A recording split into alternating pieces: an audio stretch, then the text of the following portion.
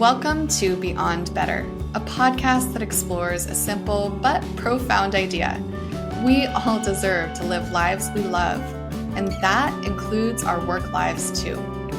I'm your host, Stacey Ennis, an author, book coach, speaker, and long-time location-independent entrepreneur living in Portugal with my family of 4.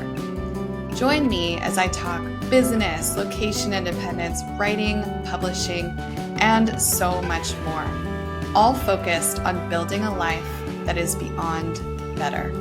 Welcome. A lot of the authors that I work with when they are first getting into marketing themselves, their book, their mission, their message, they are often really nervous about social media and about video marketing, especially just the idea of getting on a video and sharing that video is really scary for people.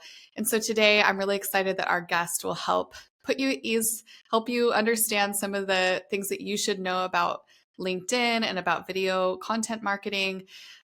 Really excited to welcome this week's guest. Louise Brogan is an award-winning LinkedIn expert, author, podcaster, and YouTuber who helps people raise their visibility online. Mom of 3, and I had to say the British mom there, or the Irish mom, I should say. Mom of 3, Louise runs a boutique marketing agency working with B2B clients to create their LinkedIn content with a focus on video marketing. Louise is a small business champion in the UK who has been recognized by King Charles at a special reception at Buckingham Palace and is very proud to champion other entrepreneurs, especially women over 40. Welcome, Louise. Thank you so much, Stacey. I'm really looking forward to our chat today. I'm really excited to get to talk with you. I was on your podcast not too long ago, so this is like our second. We get to have kind of a follow-up conversation, but focusing on you this time. I'd love for you to share with our listeners a little bit about your background and what led you into the work that you do today, helping people raise their visibility online through content marketing. I mean, I'm sure as a little girl, that wasn't the thing that you thought of doing when you grew up. But I'm curious what led you into this work. That's so funny. No, it definitely was not. So my background's actually in IT. I did a master's in computing. I was a software engineer. I left my software engineering role to go traveling, which I think a lot of your listeners would probably go, yep, I understand that. When I came back, I was getting married and I got a job as an IT project manager in the health service here in the UK. A job that I really loved. I did it for about 10 and a half years. And I probably would have stayed in it, Stacey, except that when I had my kids, I have 3 children. When I had my kids, I went part-time in my role and was basically told in no uncertain terms that I would not progress any further up through the ranks unless I went full-time. And I thought, no, I don't want to do that. I want to work and have a good job and get a job that I deserve. So, nothing wrong with lesser admin roles, but I was really well qualified. I thought, no, I want to progress through this organization, and I don't see why I can't doing that in a part-time role because I always delivered my work and my boss was very happy with my work. But it was made pretty clear to me, unless I went through a tribunal process, that this was the way it was going to be. And I thought, well, stuff that. And I thought, what else will I do then? So I started my business. Kind of came around through, like everything does, a chance conversation with somebody. I had a little craft shop selling card making supplies alongside my job and my 3 kids. When I look back now, I think I don't know how I managed, honestly. I don't know how I was sane. And that shop did not do very well. It didn't make a lot of money. And somebody came out to see me and look through my books. And she said to me, this business is not really Can I be honest with you? This business is not really working for you. All the money you're bringing in is going out to pay your staff and the rent and everything to cover the shop. But you're not, I don't see how this is going to change for you. And she says, but you're one of the first people I've met who understands how to use social media. You seem to know how to use Facebook. And she says, and I meet so many clients, small businesses who have no idea how to get on the internet. And this was back now, Stacey, this is now, oh my gosh, 2010, 2011. So I thought, oh, there's something in that. So I started helping out local small business owners. And I'm talking about people who run Pilates classes or people who were someone who owned a kebab shop, like real small local businesses. And I put all the money away I earned from that into a bank account and didn't touch it until I had enough money to replace my salary. And I handed my notice in. And that's when I became a proper small business. Wasn't making a lot of money, but was a lot happier. Yeah, I love that. That's so cool to be able to leverage something that you're finding that you're naturally good at, Yeah. and then also to be able to go and be like, "Oh yeah, you said I'm not going to progress. All right, well, I'll do it on my own terms." I love that. I'm curious to know, your background in the earlier days of social media and tech, all of these experiences that you've had over the years. How does that influence the work that you do today, especially with, gosh, there's so many things changing rapidly, so Mm-hmm. rapidly. Yeah. Even just in the last couple of weeks, I'm finding that people are telling me they're finding me through Chat GPT. Yeah. Like, what? I Okay, know. that's awesome. But also, like, this is just totally new, all of the Google SEO, when is that going to be kind of obsolete when now we have, ChatGPT pulling the strings on who gets noticed? And anyway, it's just so much, there's so many things that are changing, Mm. but certainly there's some foundational things or some experiences that you've had that influence how you work with people now. Yes. So I think the fact that I love tech and I'm quite geeky, I think that has played out really, really well for me because I like understanding how things work. And Mm, when I started out, initially, I was helping small businesses with mainly Facebook and Twitter. And then as they brought out more platforms, I had to learn how to use those as well. And I thought, this is, how do you keep up with all of them? It's too hard. And I worked with a coach who suggested that I niche down to one. And we had a conversation. And I said, when I spend time on Facebook and Instagram, I do get business, but when I spend time on LinkedIn, I get business really fast. And she says, well, this is back in 2018, maybe. Nobody was a LinkedIn expert. Nobody was, because it was seen as the boring one. yeah. So I thought, okay, this could work for me. And so that's how I got into LinkedIn. And then I had a kind of a stroke of luck, really. Although I think you make your own luck too. But a friend of mine suggested that I could apply to be a writer for Social Media Examiner, which is a global website for social media expertise. So I did apply, and this really helped me to develop my writing skills. I don't think I would have written a book if I hadn't gone along this path.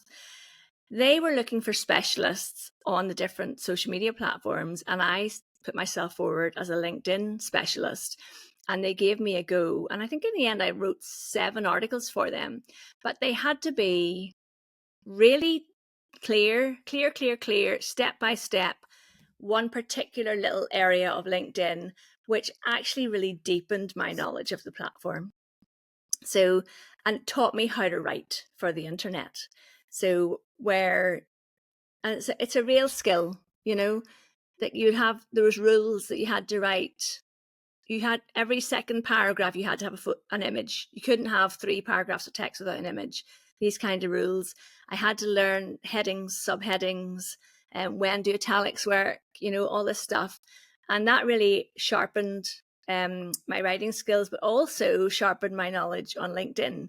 So I started to become known as somebody who was an expert on LinkedIn. And that's when I suppose things started to really grow in the business, because I became very referable to other Mm. people.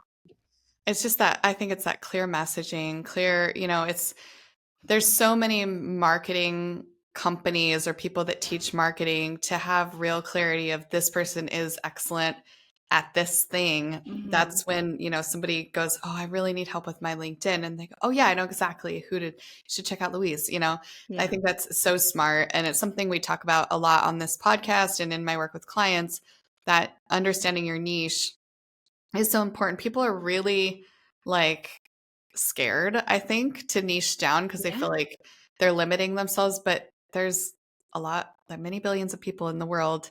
So if you think about it, it's actually making it way easier Yes. to reach the people that you need to reach with the message that you need to reach them with. So I love that you had that really early example in your work. I'd love to dive a little deeper into LinkedIn. Yeah. Again, as I mentioned in the intro to today's conversation, a lot of my clients, a lot of the authors I'm connecting with, either through working with me directly or, they're in my audience of some way, listeners. This is a big question we get is, oh, how do I grow my LinkedIn? What do I need to do for LinkedIn? And it can feel really overwhelming to people. A lot of people Yeah. are transitioning from, maybe they are starting their own thing, but their LinkedIn right now just has their job role at a company, Mhm. and so Yeah. they're now stepping into this totally new territory of building a personal brand. And maybe they've never done a video in a social media context. Maybe they've done Yes. some for things, but like it's weird to look at the camera the first time and just talk to it. It's strange at first. Yeah. So that's a little scary. And then there's all that self-critique that you go into before. And so some of them don't even get published. So Yeah. I'd love for you to start with the pillars for us, because I know you have 4 pillars. Yes. Can you walk us through those 4 pillars Yeah. and talk about how you can use those pillars to build a sustainable presence on LinkedIn? Yeah, absolutely. That I mean, that was the thing that I niched down further then was into video LinkedIn as well. Yeah. But yeah, so I came up with this concept of having 4 pillars of LinkedIn because I think one of the things I'm known for, especially I get so many comments on YouTube, is that I explain things in a really clear way and a really simple way. And people like that. They're like, oh, I didn't know how to do this. And you just literally walked me through it step by step. So with LinkedIn, the way I explain it is if you think about having a 3-legged stool, if you take away one leg or the seat, you've just got 4 pieces of wood. So you need all 4 pieces to make it into something that actually functions. And I really think that's how we've got to look at LinkedIn. So the foundation piece of LinkedIn is your profile. And there are so many ways to do your LinkedIn profile nowadays. There's so many ways to get help with it. I mean, I literally walk you through it in my book. And all my YouTube videos literally walk you through how to update your profile. But your LinkedIn profile, so say you've just come out of a corporate career and you're like, Louise, my LinkedIn profile is like my project management job that I've done for the last 10 years. And that's okay.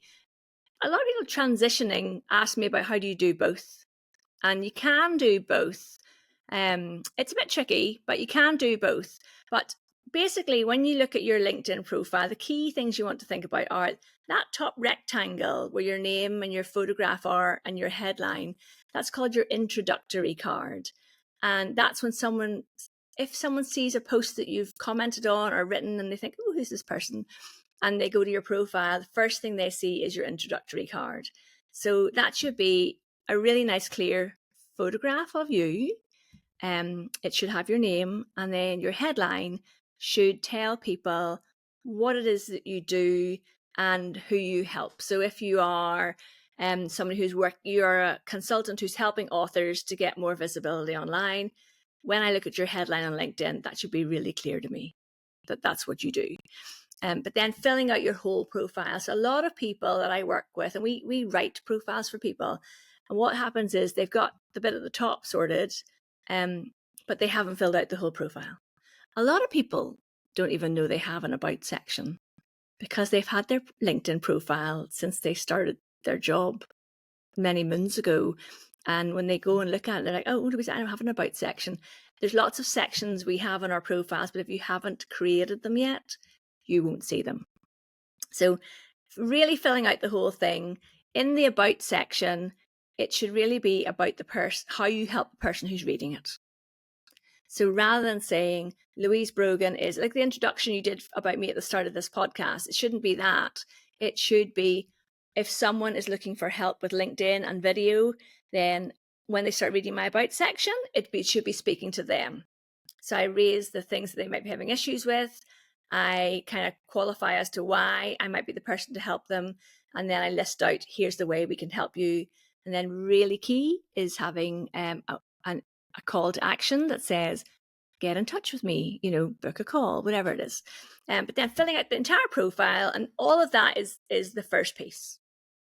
So I do a thing called the LinkedIn VIP package, where I help people with, it's like a 2-part package, and the entire first half is the profile, and then the second half is really the other pillars. So it's so important to get your profile properly written out. I like that you talked about this as being like this kind of step-by-step process to do it, because first of all, writing the about section is no walk in the park. It takes time because you have to pull together your, like, you have to, the first bit of it really needs to capture your reader's attention and share your kind of core message of how you function in the world and whatever you do. And then you also have to gather a bunch of data points to weave it. I mean, there is a lot to that. And that's one piece, but to your point, there's all these other components to it. And I think sometimes when people go to work on this, they're just like, yes, they're overwhelmed. What's the first thing that people should do on their profile? Like, if they were to do one thing after today that would help, what would be the very first thing that you would have them do? Write a headline that attracts attention. Very actionable, and that's something that you could do immediately. I love that. Okay, I don't want to take you off track because I want to get the other 3 pillars. No, absolutely. But the reason why, and we kind of go into the second pillar, I'll come back to the headline and why it's important. But the second pillar is content. So I think it's something like 1% of people on LinkedIn write posts. Really? Yeah. Do you know when you go to LinkedIn, Stacey, and you're like, oh, but I don't know what Louise is talking about because everyone's writing posts. But when I think about that, when I go to LinkedIn, it's usually the same 30, 40 people I see in my newsfeed. And I have to remember I have 15,000 people who are following me. So when you think of it that way, you go, oh, okay, that makes sense. It's people just don't bring themselves to write posts, especially people who are in corporate jobs. The number of people I've met, like marketing managers who say, okay, we need a strategy for our LinkedIn company page. And then you get talking to them and then they're like, well, the kind of the issue is that none of our staff will share any of the content, and there's a whole thing there where if you have a team, if you put content on your company page and your team share that out with their network, it massively amplifies the reach of that content. But then the individuals are like, well, is this not my personal profile on LinkedIn? And there's a way of talking to everybody that everybody wins with that. But most people in corporate careers don't post anything. Most people are lurking on LinkedIn, which means that if you can get yourself into a frame of mind of starting posting once or twice a week on LinkedIn, you will see the number of people visiting your profile and connecting with you rise stratospherically. Because people do actually, LinkedIn is about building relationships. It is a massive networking party that people want to connect with you and have conversations. But if you're never actually posting anything, then how do they even know you exist? So content is definitely the second pillar. And if you are a writer, to me, this is really simple. And what I did when I was writing my book, I published a part of my book as my LinkedIn newsletter every Sunday morning, which kept me on track with writing, and people started to follow me because of it. But then you take what you've written in that newsletter or longer piece and you take little chunks out of it and you can post it through the week. So, but it's such an easy way to grow your thought leadership. And if you are an aspiring author, it gets you into the muscle of building writing, building a writing habit. So that's what I did. And then, of course, I'm all about doing video content, but we'll cover our 4 pillars first. So the next pillar is connections and connecting with people. So when you are on LinkedIn, a lot of people I work with might come to me and they have like 460 connections. So at that stage, when you understand that 1% of people post on LinkedIn, that's why when you go to a newsfeed, you think it's the same people posting all the time. And then people are like, oh, I don't want to be that person posting all the time. but you've got to start connecting with more and more people.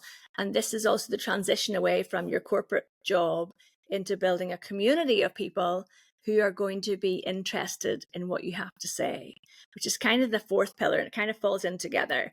But connecting with people, how you find the right people to connect with will be, so when Stacey, when you post about this podcast on LinkedIn, the people who leave comments underneath our post, and this brings us back full circle to the headline. If someone leaves a comment underneath the post on LinkedIn, we see their name, their face, and their headline. If their headline is interesting enough, we will click on them to go and find out who they are and read their profile. That is the best place to find people to connect with.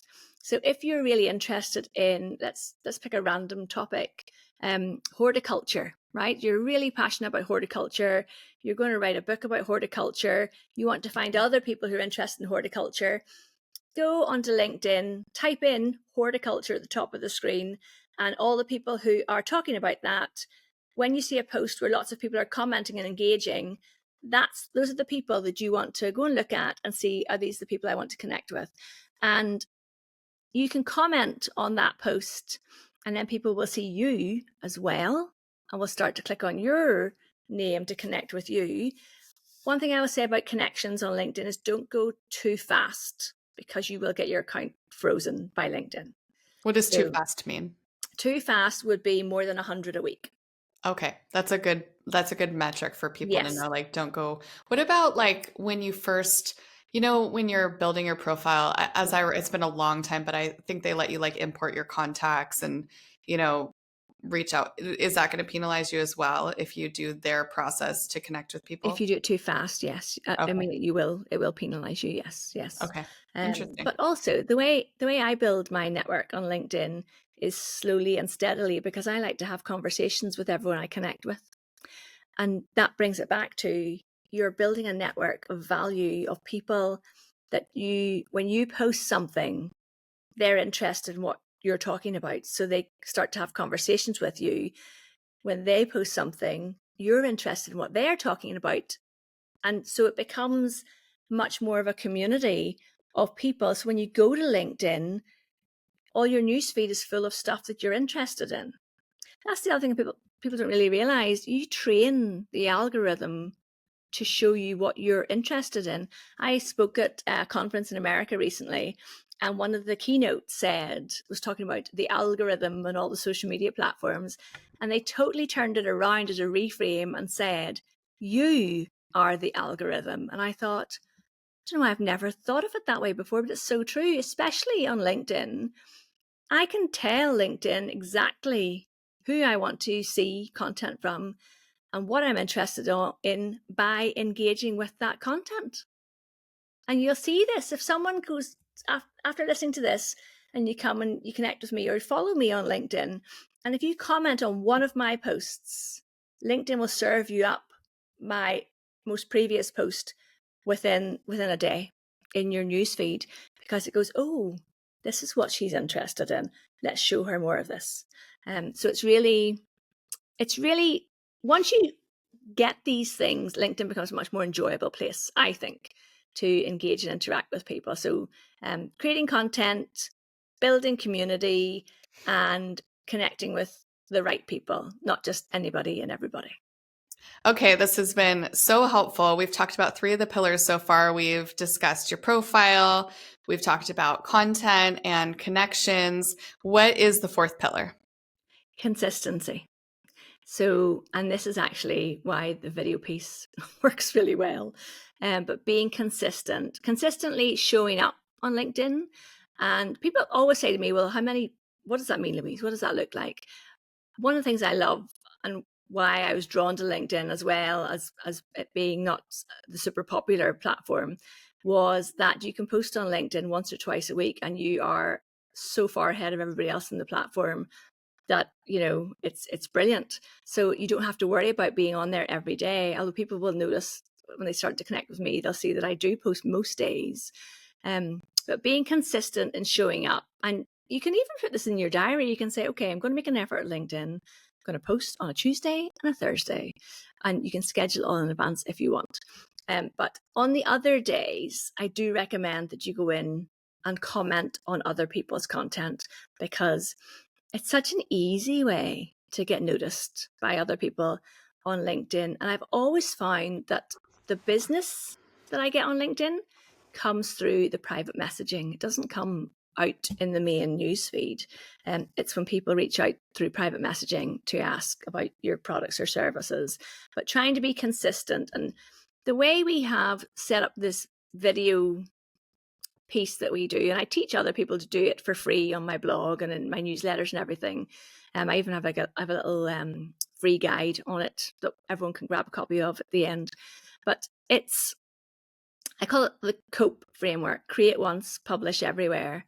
And it is 1 hour a month to get on video, and you can do it on your own, or do it with your assistant, or do it with somebody like me. But we strategically plan what it is you want to say on LinkedIn over the next 6 months, say, for example. And we get on a video call once a month and we record for an hour. The person that I work with knows exactly what it is I'm going to ask them. I ask them 4 questions. They answer those questions, but because they're talking to me, and it's not like this podcast where we're both on screen, I ask a question, then I get off screen. So then the person on the other end is literally answering me, Louise, rather than just hitting record on their phone by themselves. And, there's encouragement and cheerleading and everything like that, and we can redo bits. But once we get that recording, we then take that and turn that into a whole month's worth of content. And it just makes things really easy for people. So you can get your video, turn it into video clips, take the transcription, turn that into short LinkedIn posts, take the ideas and the concepts behind the video, create carousel posts, and schedule it all out in advance so that you're building your presence on LinkedIn. It's all done, and all you need to do is go in. Now, the caveat here, Stacey, that you can't just then ignore it.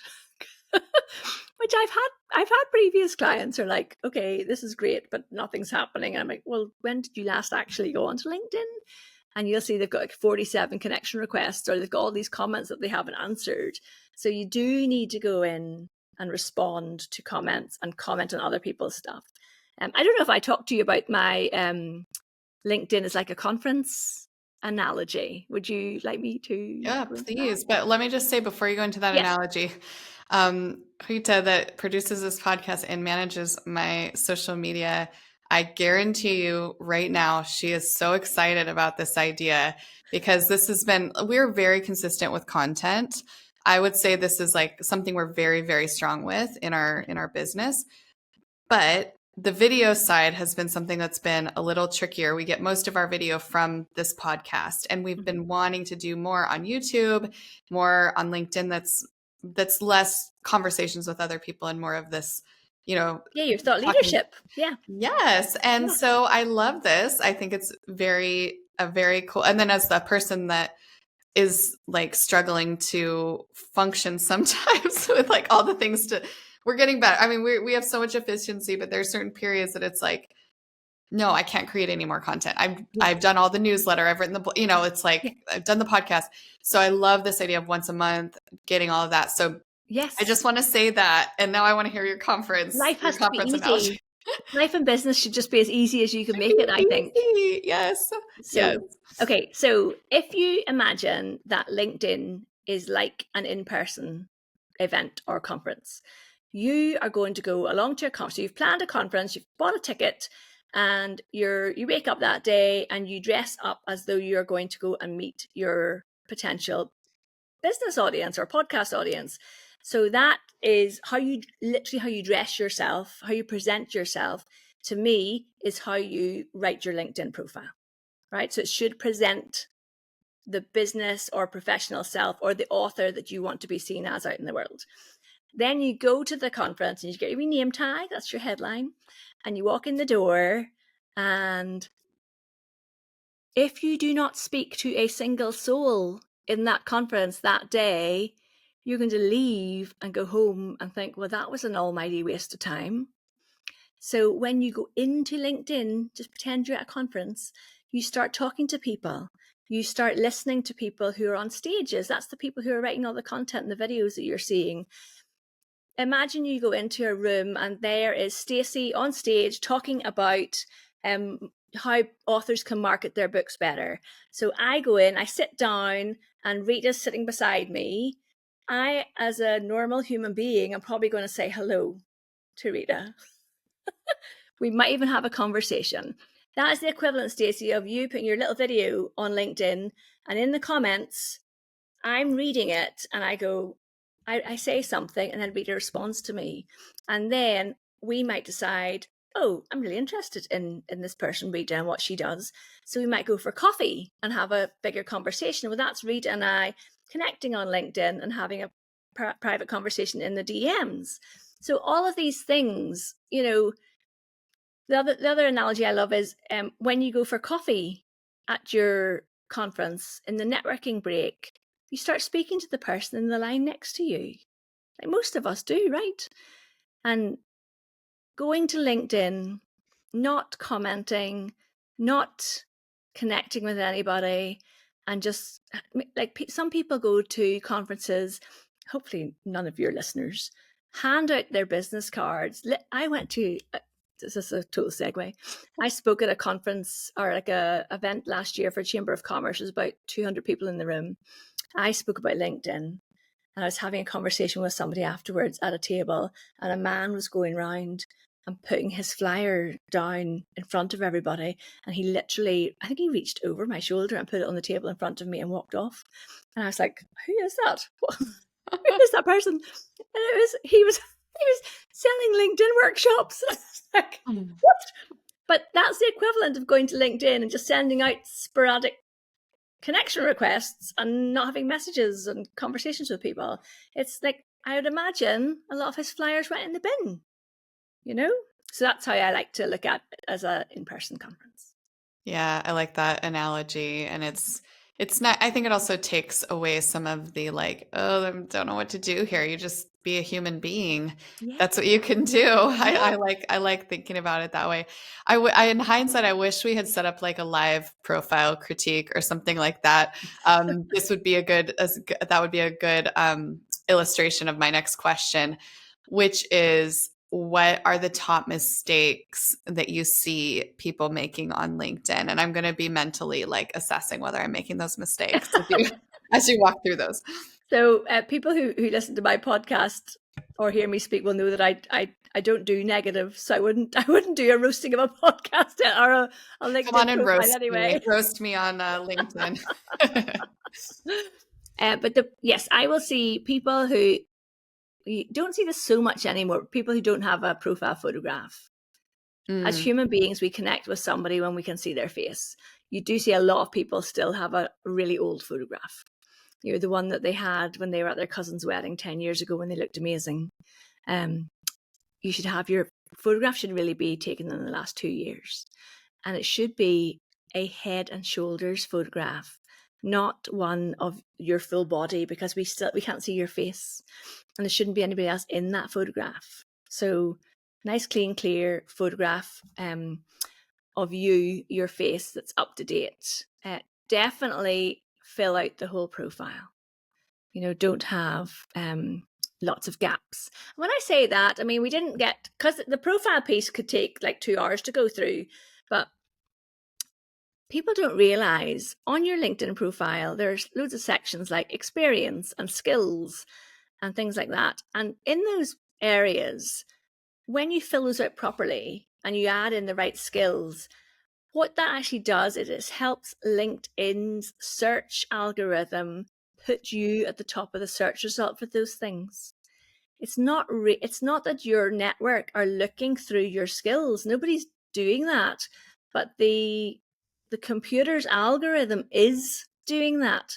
So if you went and you typed in at the top that you're looking for a copywriter or an editor for your book, for example, if that person doesn't have that throughout their whole profile, they are not appearing at the top of those search results. So that I can't talk strongly enough about how important it is to actually get your profile done properly. So that's another mistake. The other mistake is people connecting with somebody and then trying to sell them straight away. It's just like back at the conference. If Rita walked up to me and I said, "Oh, I really enjoyed that talk by Stacey," and she said, "Yes, me too. I'm a podcast producer. Here's my card. If you ever need one." I'd be like, "Oh, I didn't actually ask you what you did." So that's another issue. And then a big one that you can't avoid seeing right now is people who are using AI bots to write their comments for them. Oh, it's a nightmare. I don't know if you've seen this, Stacey, but it's the AI. So LinkedIn is pretty good at slamming down on these third parties who claim they can be used on LinkedIn, but they can't. There's a list of companies that are approved, and it's very short. So people are selling, like, you pay $10 a month and we will build your network on LinkedIn for you. Do not do that, because you'll probably get your account shut down for spamming, or it's just against their terms and conditions. But you'll see, so if I write a post about 10 ways to update your LinkedIn profile and go through it, you'll see an AI comment that said, "Thank you so much for these 10 ways to update your LinkedIn profile." And literally rewrites my post in AI. So let's not do that, because we're humans and we want proper connections and conversations. So those are just a few of the things that I see people doing that I'm like, please don't do that. Yeah, I could not agree more with that. And I think as we get more into this world of AI, I think I definitely have felt myself having more mistrust about messages that I receive, because it's like you can tell. Yeah. You can tell. I mean, you get this like 4-paragraph email that's like perfectly tailored to your exact business and mentions a specific podcast episode, Yeah. and you get like multiple. I get so many emails a day, and now I'm getting spammed on LinkedIn with like, "We're founding a new company and your expertise would be perfect." I've been getting a ton of those lately. I don't know what that is, It's but really upsetting, because you initially, there's always, because I am a huge optimist, I was like, oh, and then I go, oh, that's not real. yeah, exactly. I think that it's like everything. The pendulum has to kind of shift one direction and it will level out. And we'll also, I feel that I'm very good at sniffing that out at this point. It's going to get harder over time. Yeah. But I'm glad that you called that out. Yes. Oh my gosh, there's so much we could dive into. But I think I'll bring our conversation to a close with one last question. Sure. And that is, if you could recommend one book to our listeners, it doesn't have to have anything to do with LinkedIn. It can be any book that's impacted you, one that's profoundly impacted your life. What would it be? Oh, I'm such a reader. Good, you're perfect. You're perfect for this podcast then. I think if I think about, I'll give you one business book and I'll give you one novel. Okay. So a novel that I read that just stuck with me is The Poisonwood Bible. Oh. By Barbara Kingsolver. I was talking about it the other night. I went to a book festival, my first book festival in Northern Ireland. It was called Crime Queens in Conversation. It was fabulous. I mean, you live in the land of like literary gold. Yeah. So, I mean, I'm sure it was amazing.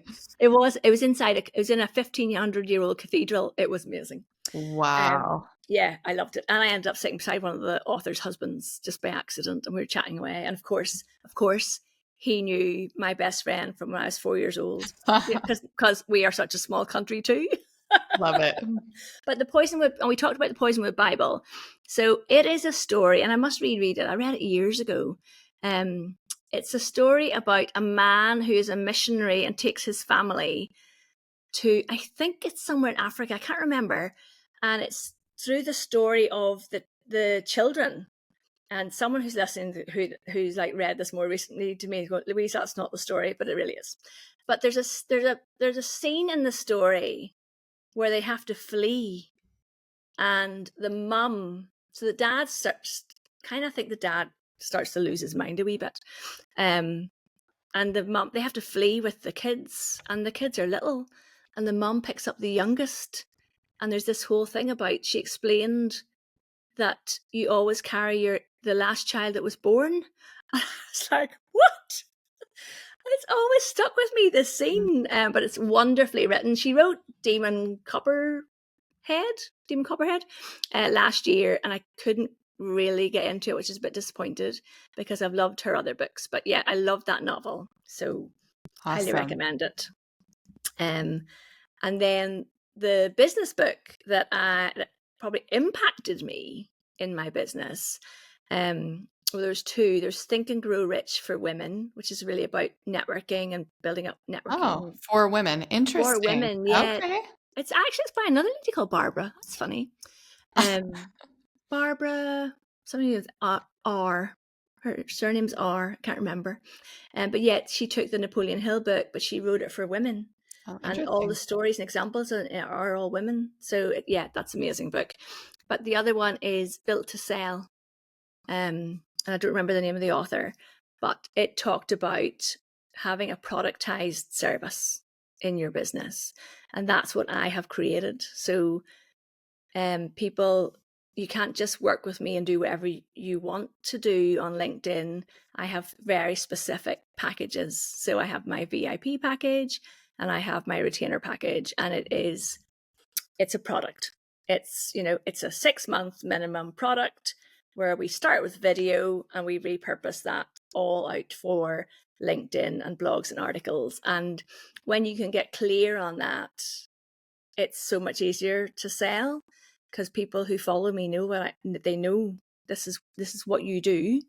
And there's no, let's work out a proposal together and back and forth. There is one price, one product, and that makes things a lot easier, and it makes it easier to build a team around you as well.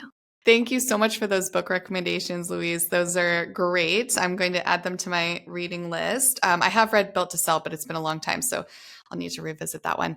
Before we close out, I would love for you to share where our listeners can connect with you, learn more about you. You mentioned a guide as well that they can get. So tell us how to find you and learn more about what you do. Perfect. So louisebrogan.com, and the free video guide, and it's like 16 pages on how to do this. Nice. So it's louisebrogan.com/video guide. And connect with me on LinkedIn. We'll have to come back again because we didn't even get near talking about YouTube.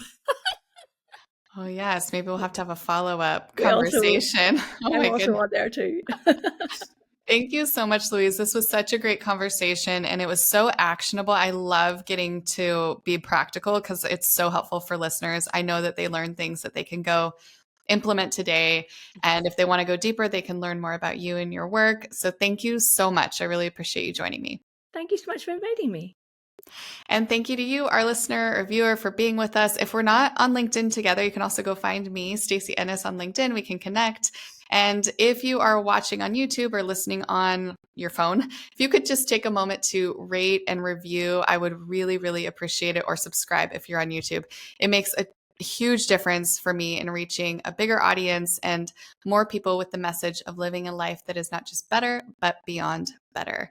And as always, I have to thank Rita Dominguez for her production of this podcast and also everything else she does. She really makes it possible for me to get my video and other content out into the world, and I am grateful. And I will be back with you before you know it.